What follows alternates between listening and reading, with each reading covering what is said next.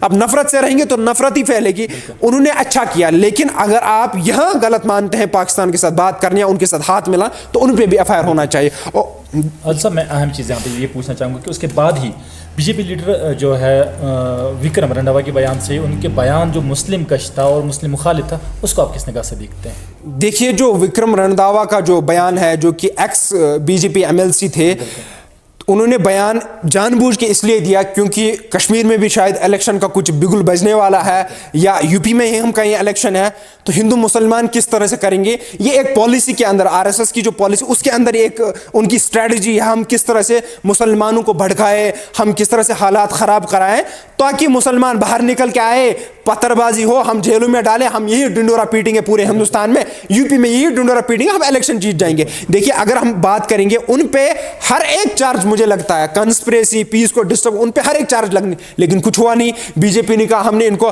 اپنی پوسٹ سے برخاست کر دیا, پارٹی سے نہیں نکالا. آپ دیکھیں ان کی نیت, دیکھیں ان کی کتنی اور کہنے میں کیا کہتے ہیں یہ لوگ اور کرتے ہیں کیا یہ لوگ, پارٹی سے باہر نہیں نکالا. آپ دیکھیے اگر واقعی ان کی سوچ یہ ہوتی کہ ہم ایسا بالکل برداشت نہیں کریں جو کہ وکرم رنڈاوا نے ایک بدبخت جو اسلام پہ انہوں نے حملہ کیا, جو ہماری بیٹیوں پہ انہوں نے حملہ کیا, کشمیر کی بیٹیوں پہ, ہمارے کشمیر پہ انہوں نے جس طرح سے حملہ کیا, خاص کر ہمارے دین پہ حملہ کیا, جو کہ انہوں نے ٹرپل طلاق کی اس میں بات کی, بہت اسلامک کی مسجد کی انہوں نے بات کی اس میں, تو ان پہ میرے حساب سے یو اے پی اے پی اے سے ہر ایک ہندوستان کا قانون, آئی پی سی, سی آر پی سی لگنا چاہیے. لیکن کچھ ہوا نہیں کیونکہ ہمیں پتا ہے کہ ان کو پیٹرونیج ملتی ہے, ان کے جو گرو اوپر بیٹھے ہیں ان کی طرف سے ان کو پیٹرونیج ملتی ہے. آپ آؤ بھائی بولو, آپ کو کوئی کچھ نہیں کر سکتا.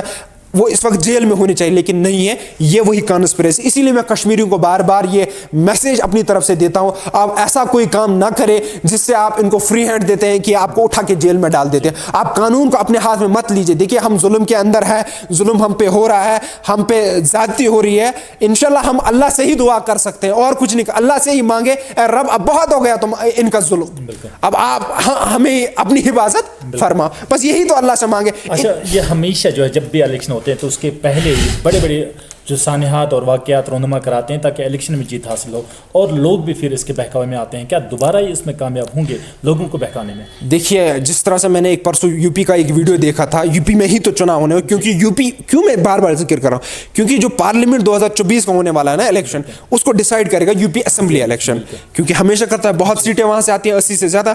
اب یہاں بات یہ ہے کہ میں پرسوں ایک ویڈیو دیکھ رہا تھا, وہاں بچے تک بول رہے تھے نہیں دیکھو ان نے آرٹیکل ہٹا دیا نا, ان کے اندر یہ ذہن میں بات ڈالی جاتی ہے, دیکھیں انہوں نے مسلمانوں کے خلاف کیسے کھڑا ہو گیا.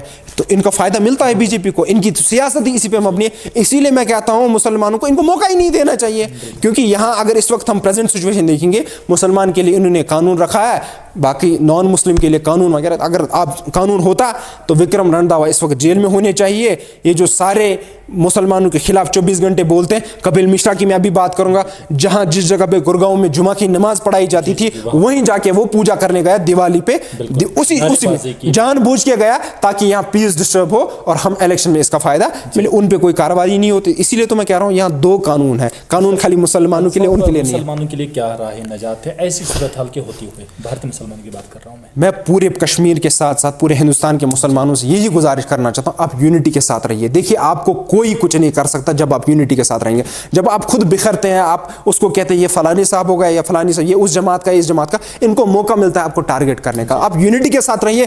وہ بعد کی بات ہے, ہم جماعت اسلامیہ سے کون رکھتا ہے, اہل حدیث کون ہے, تبلیغی جماعت کون ہے, بریلوی کون ہے, وہ الگ دور کی بات ہے, وہ پھر آپس میں ہم لوگوں کا. لیکن ان کے سامنے ہم مسلمان ہیں کے مقابلے میں, بالکل. ہاں شیعہ ہو یا سنی ہو, دونوں ان کے سامنے مسلمان ہیں, بس ان کے سامنے یہی بات. اب ہمیں یونٹی کے ساتھ رہنا پڑے گا تو تبھی ہم ان کو ہرا سکتے ہیں, تبھی ان کو ہم پست کر سکتے ہیں. اچھا آخری سوال میرا یہ رہے گا کہ ابھی جو پدم شری ایوارڈ مختلف شخصیات کو دیا گیا اس میں کچھ جو ہے متضاد شخصیات ہیں, جیسے بالی ووڈ کی ایکٹریس کنگنا ہے اور دیگر سیاسی قائدین ہیں جن کا کریکٹر ہمیشہ مشکوک رہا ہے, تو اس پہ آپ کی تشویش کیا ہے؟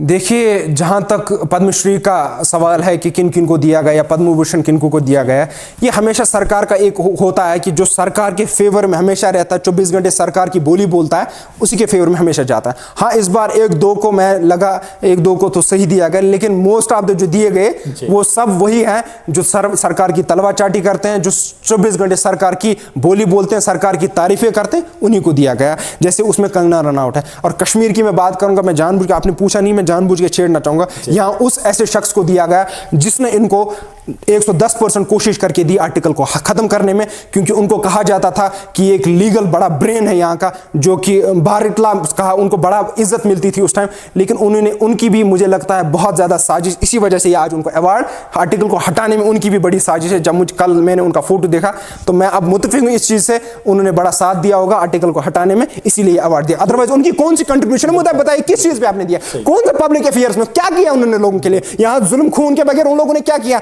यहाँ तबाही के बगैर उन लोगों ने क्या किया, किस कंट्रीब्यूशन पे आपने उनको दिया पद्म भूषण? ये तो यही होगा ना, सरकार की तारीफ, सरकार को हेल्प कर दिया आर्टिकल हटाने में, इसीलिए दिया गया। अब तो इस अवार्ड की भी कोई हैसियत और वक़्त नहीं रह गई जब ऐसे मशकूक अफराद को। मैं तो खुद कह रहा हूं मुझे दिया जाएगा तो मैं लूंगा ही नहीं, क्योंकि किन लोगों को दिया जा रहा है। अब देखिए एक जमाना यह था, ये इज्जत डॉक्टर APJ अब्दुल कलाम जैसे इंसानों को दिया जाता था, ये अटल बिहारी वाजपेयी जैसे इंसानों को दिया जाता था, लेकिन आज देखिए किनको दिया जाता है, जो 24 घंटे गाली गलौज करते हैं, जो 24 घंटे नफरत फैलाते हैं, उनको दिया जाता है।